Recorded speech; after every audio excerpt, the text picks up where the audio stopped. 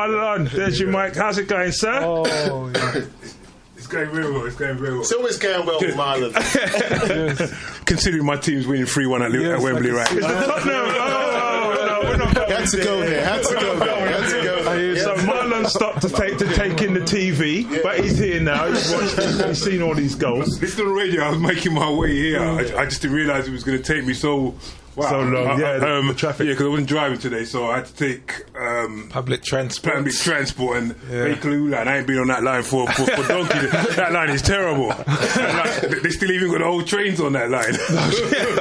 All right, well, welcome to Talk Black Radio. It's a pleasure to have you here. Marlon, if you don't know, Kush Films has been going. How long have you been going now? 19 years. 19 years. That will make it 19. Oh, I first thought it was more than that. Because I used to go when you guys were. You used to show films in Edmonton. Do you remember that?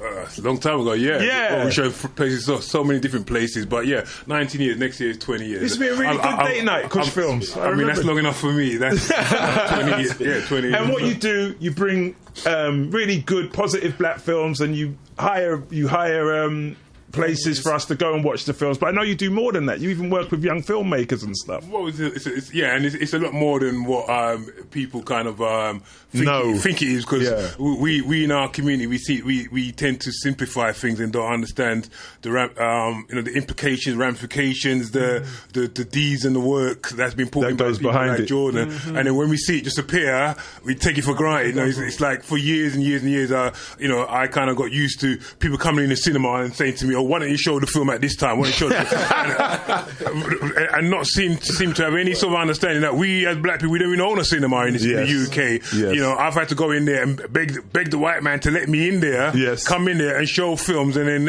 somehow the people think it's my cinema, or we own the cinema, or we can show the film at what time we want to. Yeah, and not understanding even the time I have, a Thursday night at 8 o'clock is a prime time slot. It took me years to even work to even get that slot there, and then it's even now people don't realise. It's a different environment. Like the thing that I always like about Kush Films is whenever you go to a film, and I've done this, like in the Nation of Islam, I remember when Malcolm X came and everybody went together to go watch the Malcolm X film. It's not the same environment when you go and it's like you all get together and you watch a film, even if you've seen a film, because I think sometimes the films you've shown might have been films I had at home on the video, but the environment was all different. It's just a totally different experience. But it's like anything, isn't it? It's all about the experience. At the end of the day, you're trying to create an experience that people want to be part of. You can watch it at home by yourself, but being out with like-minded people, it's a nice atmosphere.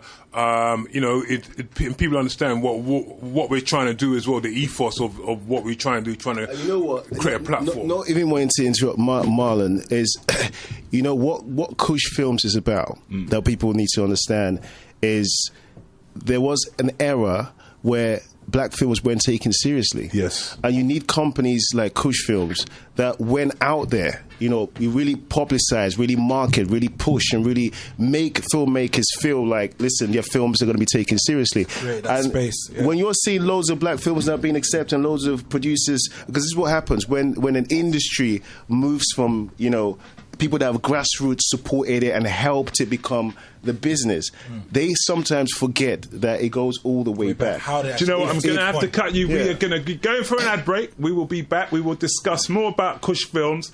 We will bring Marlon up to date on everything that we've been talking about while you wasn't here. And we'll be back. So keep it tuned, keep it locked. It's Amiga FM, www.amigafmradio.co.uk. We'll see you on the other side. Amiga Radio 104.1 FM. News and views around your community. Welcome back. It's the Talk Black Radio Show here on Amiga FM. As ever, I'm joined with David and Trevon have been with me. We've been chopping up the news, but we have two really special guests that I'm really excited to have. And that ad break was just full of noise. We had a lot of fun there. Marlon Palmer is with us from Kush Films, as is Jordan Kensington from the Urban Music Festival. What? Right. We're going to get into it. We're going to talk about what we came to discuss here today, youth culture. Does youth culture affect mass media? Does mass media affect youth culture? Is it us? Is it being done to us, or are we doing it to ourselves, or are we doing it to the media? I'm going to give this straight to Marlon, because he's like our professor of all things media. I don't know about that. No, you're too humble. You should have heard him in the ad break. He's too humble. Marlon, what's going on? Does the media affecting our youth culture? Is it taking charge of us, or is it our madness that's just being put out on screen? No, I wouldn't say taking charge of us, because I don't think it can take charge of us. We especially in our community, we are very creative, basically. So, we're always leading from the front in our creativity, and we're always creating the new trends and the new cycles of what's coming and historic, and even going. But the problem is that we don't own our creativity. We just give it away, basically. So then we start something, and then they jump on it and take it over, basically. And something I've always discussed and talked about for quite a while now, is that we always kind of a lot of us don't, especially in our community, we don't seem to want to own anything. We seem to want to create stuff, and then we'll take the chump change. We take what we seem as decent money, but it's chump change, really. Is that changing? Because I feel now like younger people are not. That's just like, as the days have gone on, we talked about biopics in the break, but when I was watching the James Brown biopic or Ray Charles, there was like a movement to try and own their own masters and stuff. And now it's like, I'm listening to Jay-Z talking about, it's like a badge of honor, like you should own, they expect to own their own. Look, Jay-Z had to come out in this time now. And this you're talking about in the Ray Charles, what's that, in 19, it could be 40s, 50s, say 50s. Yeah, it could be 40s actually, where he that man understood to own his own, his intellectual property. He owned it. The only other person who really is doing that now and really doesn't get enough credit, and to me is one of my heroes, even though people, it seemed like his own people, our own people, black people, turn against him, is Tyler Perry. Tyler Perry is one of the main men in Hollywood right now. He's out there on a different level to everyone else. Different level. There was even there was even some sort of poll this week I saw online, which is who sort of like the most profitable actors out there, or people he's in there? in Hollywood. He's in the top. He's in the top. He was in the top 5, I think, if I remember right. Basically, but he was. Do you know what? You're right in that model, and I like that we're talking about it, because as far as I'm concerned, especially for hanging out with Jordan for a bit on Friday, I feel like that's the model that when we all get that kind of way of owning our stuff, it's another level. But his plays used to be like huge. Those had huge arenas for these plays, and he's put his stories out on that, taken some finance and then put that on film. It wasn't the greatest film in terms of its production values, but the stories were told. They were really good stories. His films have got better and better. He's a different level. You have to understand as well, Tyler Perry is one of the first black men to own his own film studios in America. Massive. He's got massive film studios which he's opened up. There was a big fire, and I know some of it. It's in Atlanta, right? Down. Yeah, that's right. Yeah. They get burned down. I can't remember how that all started. But Tyler Perry, he produces his own films, makes his own films, and not only that, for the last, obviously, it seemed like a lot of people have turned against him because of obviously the character that he made famous. The Medea character. The Medea character. Well, Spike Lee came out and had a go at him. And then from then, a lot of people have sort of turned against him, against that. Because they're saying it was a sort of buffoonery to going back to what a lot of the black actors were doing in the 20s, 30s, and 40s sort of thing. But did you all agree with that? I don't agree with it at all. But I can see where they're coming from. The problem is that we don't have enough content coming through at the moment as black people for us to have everything. We should have all kinds of genre. What? We don't laugh as well? We should have comedy, slapstick, action, sci-fi. We should have everything. But because we have mostly slave films and oppression films and depression films, if a man puts on a wig now and gives us a bit of comedy like with the Medea film, they say it's not right. And he's making money out of buffoonery or whatever. But the man found a niche thing to do, niche market. He exploited it. He took it to a whole nother level, made lots of money out of it. Tyler Perry filmed his last film. I thought it had a lot of messages in his films. I always felt... some of his films do have a lot of messages. Yeah. That's what I see. His last film, which is, to me was one of the worst films of the Tyler Perry films, which he brought out last year, called Boo. Okay. It's a Halloween kind of rip-off sort of thing. And to me, I've always loved all the Tyler Perry films. I think I watched 10 minutes of that and it just didn't appeal to me for some reason. That film took like 70 million in America. 70 million, which is enabled him to go and make Boo 2 this year, right? So the film production companies are backing him to do that, where other people can't even get the money to make. Let me hold you back a sec. You spoke about the types of roles that we have, or the types of films, and I know Trevon, you did some research on like the types of the stereotypical roles. That we're given. Hit me with those. Right. You can't remember. No. 1 minute. Bear with me. Right. So there was 5 they say 5 black role stereotypes basically. So one was like the magical Negro. They say the character that only exists to further the interests of the white. Like he has none of his own interests. He exists solely to support and help the white main character. Give me an example. Right. Have you seen? Remember Green Mile? Yes. Michael. He passed away. Yeah. He died. Yeah. Like that brother in that film. Yeah. Then you have the black best friend, which is quite straightforward and a lot. Morgan Freeman in Shawshank. Yes. Then you have the black best friend. The thug role speaks for itself. Rash black women, and then the help, which is male and female, just that you help. Yeah, you just see. This is my issue about all this, is that when we are talking about this, we have to understand again. And I'm gonna bore everyone with root cause. We have to go back to the roots and ask ourselves, why are black films not as, why are we as a people not supporting black films, or supporting black actors, or supporting all of that? It's from here. Because in Nigeria, the Nollywood industry is supporting it. Yeah. In China, the Kung Fu karate industry is supporting it. Yes. So it ain't got nothing. You see, and I just want to point out this thing where we we all say something is really bad. Understand something.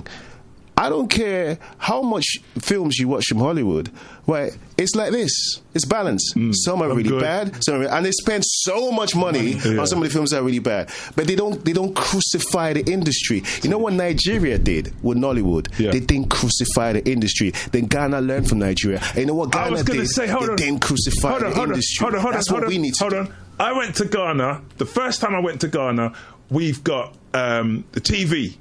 And I'm like, okay, great. We've got the TV, we've got the DVD player. So I bought videos from home. Remember when the Chinese man used to, maybe I shouldn't say that in front of the camera. But anyway, I had all these videos and I've gone out there. But for some strange reason, not one of these videos would work. And I was out there for like almost a month now. And when I've got there, I've got to watch Ghana TV. And then when you go to the market, you can buy Ghana films. Yeah. At first, I was like, I cannot watch this. About 6 days in, and that's all there is, I'm hooked. I'm like this, and not only am I hooked, the production values are great. I love it. I love how they do that. They got like little things where they would even have special effects, and it looks like the special effects they used to do with Sinbad and stuff like that. But it makes no difference. Yeah. The stories are good. I'm enjoying the story. I'm watching it to the end. Me and my mum's watching it like, let's watch this one again, because like you said, when we saw the value in the films when we got exposed to it, and after a while it was like, no, us having our own industry. Listen, if we did, it's like we have to get to a point where we can take. I think what hurts us is we're so focused. So we looking. If you're talking films, we're looking at Hollywood, and the production values there. So it's like when it comes to support someone who's independent and maybe starting at the beginning of the road, then we're looking like we don't place value on it. But that's not the only thing. Everyone's got to stop this production value thing, right? Because if black people had made Scary Movie, it would have been a blockbuster hit. Scary Movie was done with small camera with no budget, right? So let's stop this production value thing. The production value is a mindset, right? The mindset. Look at TV now. all the big TV stations made you feel like you couldn't do a TV show back in the day. Yes. Right? Because they brought 7 cameras in, they brought 10 million people. Now people are doing cameras. So, some guy's filming a cat jumping up and down, he's got 40 million views. Yeah. Right? So BBC now puts a video on that they can't get 40 million views. So it's a level playing field. Stop this production value stuff and all that sort of stuff. Because they're making Hollywood movies with iPhones now, aren't they? It's all about the story. It's about what story you can. And if your budget is not the same as someone else's budget, just be creative and do your story in the way that you can do your story. And at the end of the day, if you're authentic, if you're passionate, you know what you're doing, your story is going to work. Go ahead. And that's how I look at anything in the creative industry. The music from Africa used to be laughed at. The music from Africa is number one worldwide now. Yes. People, you know what people used to say? The quality was crap. The quality ain't changed. I lived in Africa. The quality, that's all we listen to. So it's been the same. Does that mean now that we're growing, that we're changing, that we're developing, we're getting past these levels and we're going into that space that Marlon was talking about, where we own our stuff, we respect our stuff, and it's getting that worldwide acclaim? No, well, I wouldn't say it's that we're growing out of it. It's what Jordan said there was absolutely correct. You can understand this is all about conditioning. You know, this is all about education and about understanding. It's just that there's more content now coming from people like us that we're realizing now, it's not as bad as we thought. People want to see high production values because they've been, especially us who are here, westernized. Yeah. You know, we've been brought up on Hollywood. Yes. So we've been brought up on Hollywood's big budget productions, and the minute we see something that's not of that standard and it comes from our own people, we look down on it or we don't appreciate it at the end of the day. So it's the thing is, again, what Jordan said, like, forget all that is not going to happen, because again, you can remember, it's taken so long for us to get to this point, or it was like years and years of conditioning. So it is going to take years for people to start understanding, but there needs to be a starting point where people start talking about this and start understanding that things need to change, and that you start educating people to start looking at things differently, understanding that we're coming from a different level. So if a man makes a film with a budget of 50 grand or even 100 grand, even 100 grand compared to what Hollywood, you're talking about, millions. The marketing budget alone for some of the films in Hollywood is astronomical, much less. But I want to ask a question really quickly, just in terms of that point that you're making, because earlier you spoke about branding, in the sense that when people see, for instance, the BBC, they place value on it because it's an established brand. You go into a shop and you pick up Nike trainers because Nike's an established brand and you have that brand recognition. So when it comes now to us, like, having and creating our own things, because both of you, I mean, you've got the UMAs, you've got Kush Films. When it comes to actually branding your businesses, how do you get people to see the value in what you're doing? My answer to that is I don't, because at the end of the day, I've Invincible is the name of the company. Do you know when I know what Invincible meant just innately?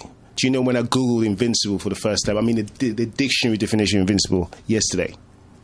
For 18 years I've run that company. I've never googled the definition of Invincible, and I found I was ordained. When I spoke to my mom on the phone, I said, "Can you imagine? Like, I just only googled this. I found out there were so many words to do with Invincible." So when you chose it, what made you choose it? It's ordained. Well, we have everything that. What made you choose Talk Black Radio? What made you do Kush Films? Kush is a word for black. There's a history behind Kush. There's a reason why people are called Kush, not black or Africans, etc. Because African, we didn't name the continent Africa. Yeah. You know what I mean? So there's a reason behind everything. It's ordained that you're meant to do. It's like your name that you have, you know what I mean, not the English name, that your name, your African name that you have is ordained, and everybody has it, whether you know it or not. It's ordained inside of you. See, the point I wanted to get to, though, is see, for instance, if we talk about the UMAs, for example, right? Because you've got to get artists to come and whatnot. That's what I'm saying. That's what I'm saying. I don't, because at the end of the day, listen, when I was younger, I believed that the term marketing was